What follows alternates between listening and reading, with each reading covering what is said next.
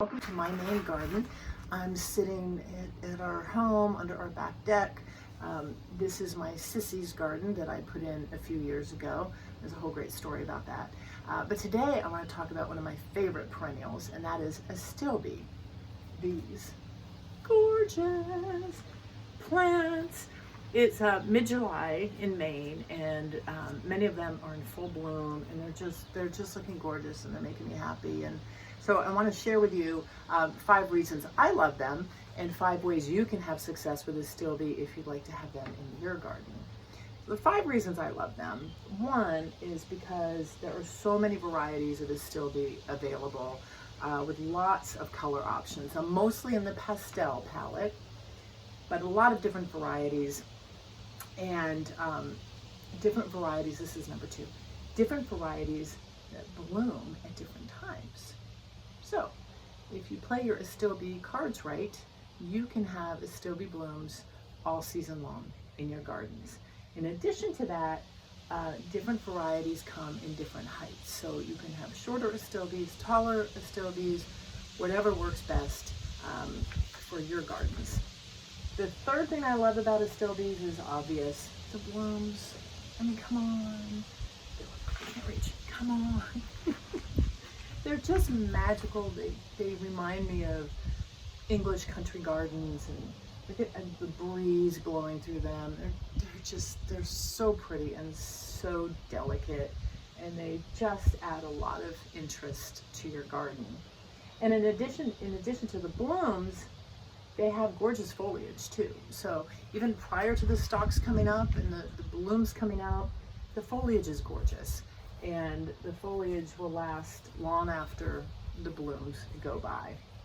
And the 4th reason I love astilbes is because butterflies do, and bees do. So they attract those things that we want in our gardens. The 5th reason to love them is because they're really easy.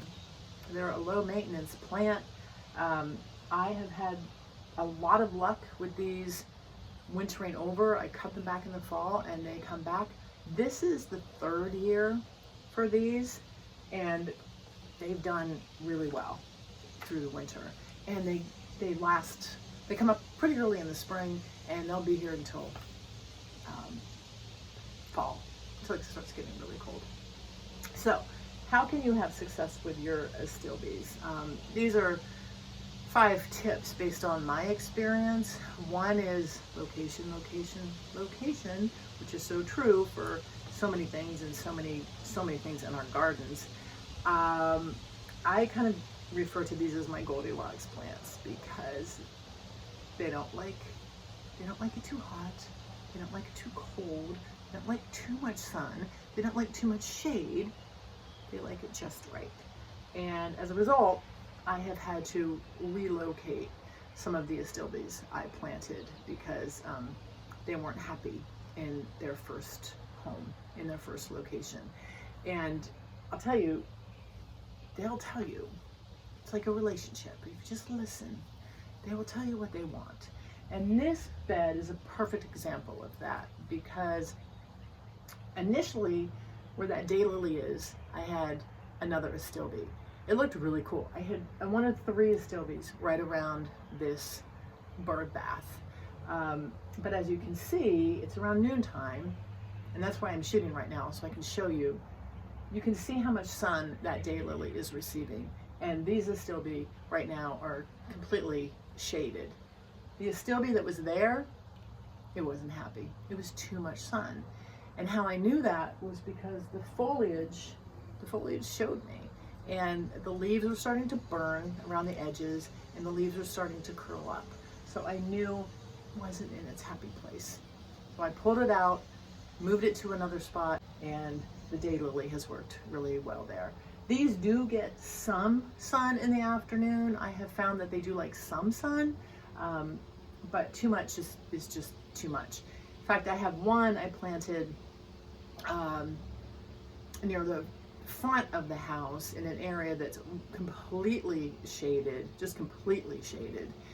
And last summer, it grew.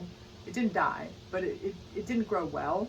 And when the stalks started coming up and it started to flower, the flowers were like reaching towards sun.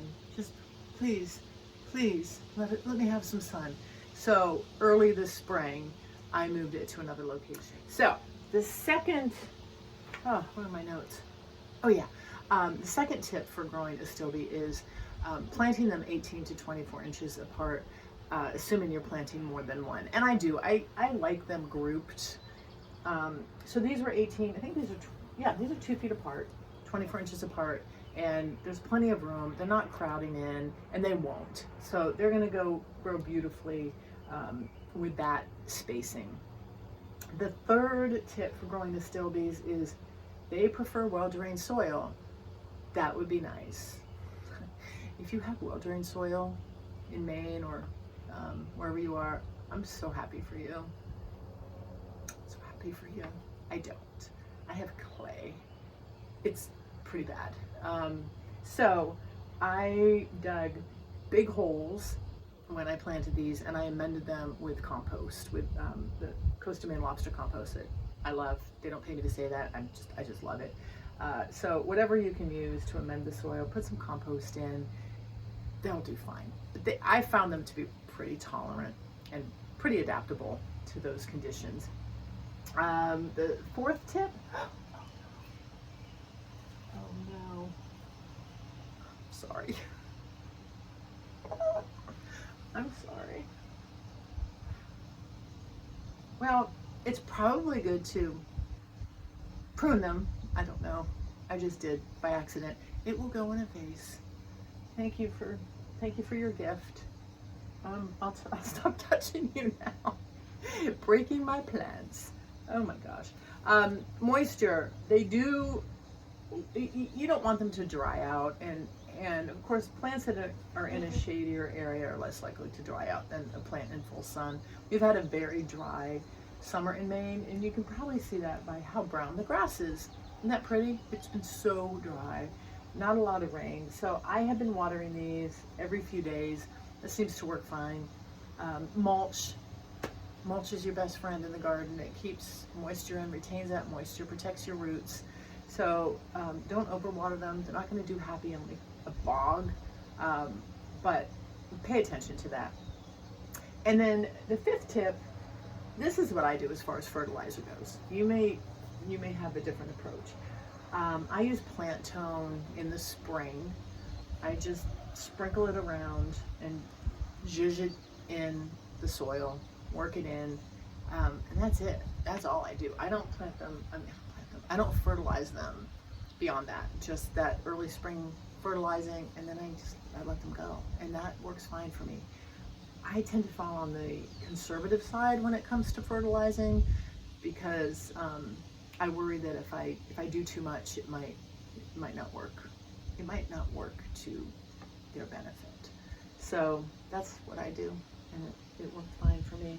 So those are my 5 reasons I love astilbe and 5 tips for growing astilbe. I'm gonna go put this in a vase quickly.